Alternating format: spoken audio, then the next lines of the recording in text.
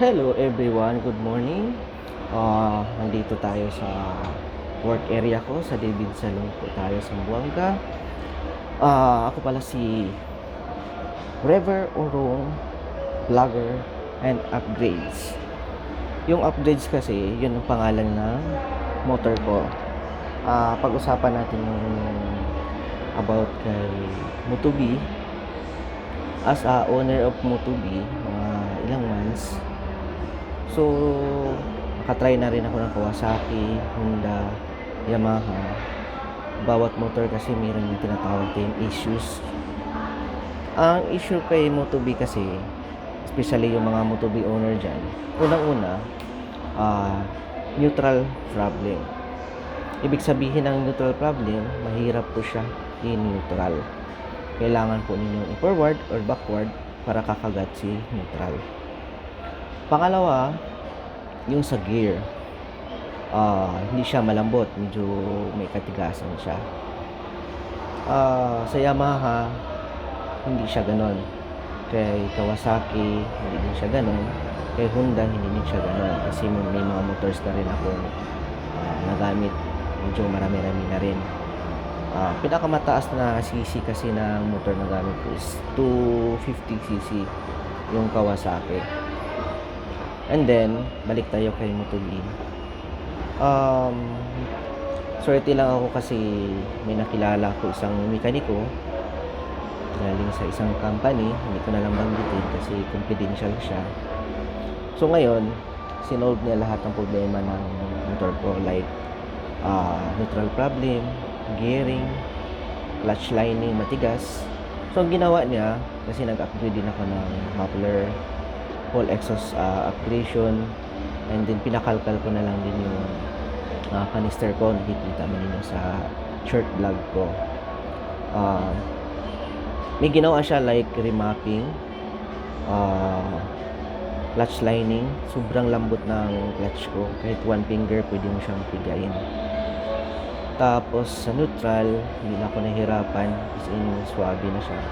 Sa gear, hindi ako nahihirapan, as in swabe na siya. Ano pa ba? Kung gusto niyo i-try si Moto-B, kailangan ready kayo dyan sa problema sa kagaya ng sinasabi ko. Pero pagdating naman sa makina performance niya, hindi ka talaga ipakahiya. Hindi siya pang racing, hindi siya pang mabilisan. Pang chill lang talaga siya, more on touring or pang daily use. Gas consumption niya is napakatipid. Yung 200 peso ko, I think 2 weeks, bahay, trabaho lang, or more than 2 weeks. And then, pag sa birita naman, first gear, second gear, hindi talaga siya ganun kalakas. Hindi kagaya ng Yamaha, Honda, Kawasaki. Yun ang difference nila. Pero pagdating naman sa maka-apak ka na ng third gear pataas, doon na siya sisipa, doon na siya mabilis talaga siyang tatakbo, doon na siya makakuha ng puwersa. Pagdating sa pormahan, okay talaga, especially sa mga kagaya ko, as a tatay na may anak na, may pamilya na, may asawa na. Dati kasi single ako, kita niyo meron akong R15 version 3, meron din akong R15 version 2, Kawasaki RS200, pati Kawasaki 250, tsaka Rouser, I think Rouser 135 ata yun, black at saka red.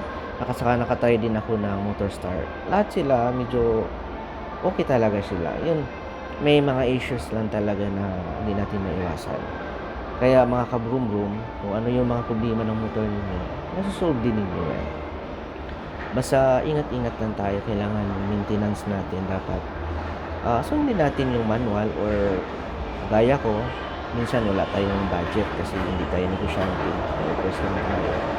Pag-ipunan natin yung mga in-upgrades natin sa motor. Huwag natin sagarin na mangungutang tayo para ibili lang ng ganito, mangungutang na ibili lang ng ganyan na hindi naman kailangan. pag-iipunan natin kasi maraming naka-relate sa atin na siyempre lahat ng lalaki 'pag may motor, mabago man o luma, kailangan talaga natin mag-upgrade para dagdag porma at saka dagdag performance. Dun yung kasayahan ng dun tayo masaya, as a riders. Saka sa mga gear naman sa body natin, like, sa suit, ngayon wala ako niyan kasi siyempre may asawa at anak na ako. Pinagbabawalan ako ni misis na mag-rides. Before kasi sa Zamboanga, may mga grupo ako ng mga riders. Nagpunta kami ng Ipil. Medyo muntik ako na disgrasya ng RS 200 ko. Ayun, nabenta ko kaagad. Yung pinakalitis ko nung 2019, nagka-pandemic tayo. Yung pinakalitis ko is R15 version 3. Na full upgrade ko na rin siya. So, kasagsagan ng pandemic, bininta ko siya ng I think 130,000. Nung the rest sa pera, binigay ko sa mga tao, binigay ko ng mga bigas, groceries, etc. etc. So matagal din ako na hindi nakapag-drive. Akala ko nga hindi na ako magka-motor. So binigyan ako ng chance ni God na nagkaroon tayo ng motor para makatipid tayo sa pamasahe. Ayun lang. Ang problema natin ngayon, mahilig tayo magpaganda ng motor, magpagwapo. I think upgrade. Kasi siyempre nakikita natin sa ibang mga tao, maganda din pala mag-upgrade. So, ang point ko dito, dandahan lang tayo sa pag-upgrade para hindi mabutas yung bulsa natin. At saka wala yan sa brand ng motor. Hindi yan, minsan kasi meron kasi nagwa-war about sa brand ng motor.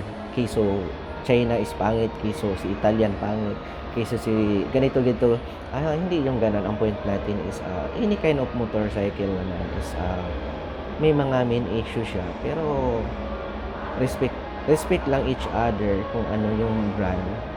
Tsaka ayun, pasensya na kayo, yung mga vlog ko medyo pinapakita ko lang sa inyo kung paano yung motor ko, anong ginagawa, paano siya, mga upgrades na hindi ko na-explain kasi yung mga video na yung iba galing yung mismo sa mekaniko kasi iniiwan ko lang yung motor ko doon mismo sa pagawaan. So nagsisend sila sa akin ng video or videos. So ngayon lang ako nag-decide na mag-vlog about sa motorcycle. So sorry ha, pasensya na kayo kung hindi by details talaga yung ano ginagawa ng motor ko, ano yung makina, nakatiwangwang yung ganun. Isa pa pala, yung hazard ng Moto-B. Pag hindi ka taga Moto-B mekaniko, mahirap siya i-trace up or mahirap siya i-connect. So ngayon, kagaya ng sinabi ko, may na-meet ako ng taga Cebu. Siya yung nag-install or nag-wiring doon sa hazard ko. Napakaganda kasi nakuha niya, hindi siya nahihirapan. May mekaniko din akong na-try, hindi niya nakuha kasi sabi niya iba daw yung program ng binili kaysa ibang motor. So ganun talaga, pag bago, medyo mahirapan talaga yung ibang mekaniko kasi bagong brand po siya o bagong labas ng motorcycle. Actually, hindi man siya bago talaga. I think hindi lang ako sure kung kailan siya lumabas talaga. Kasi wala na kasi akong plano magmotor sana, pero ayun, awa ni God, sa tulong ni God, binigyan ako ng isang pagkakataon na magkaroon ng isang motorcycle. Kaya sinishare ko sa inyong mga kabrum-brum. Kung kayo din nangangarap ng mga motorcycle na mga gusto ninyo, mga dream ninyo, huwag kayo mag-give up. Pray lang kayo sa Panginoon. Mag-ipon lang kayo. Makukuha din ninyo yung minimithin inyong motor. Mga China brand man yan or mga branded man na motor yan. Basta galing sa pawis at dugo ninyo, mas okay yun. Mas masaya yun kasi ninakaw natin, hindi yun maganda. Pag-ipunan natin yung gusto natin. Okay? Yan lang masishare ko sa inyo. Bye-bye mga kabrum-brum. See you next video. Thank you.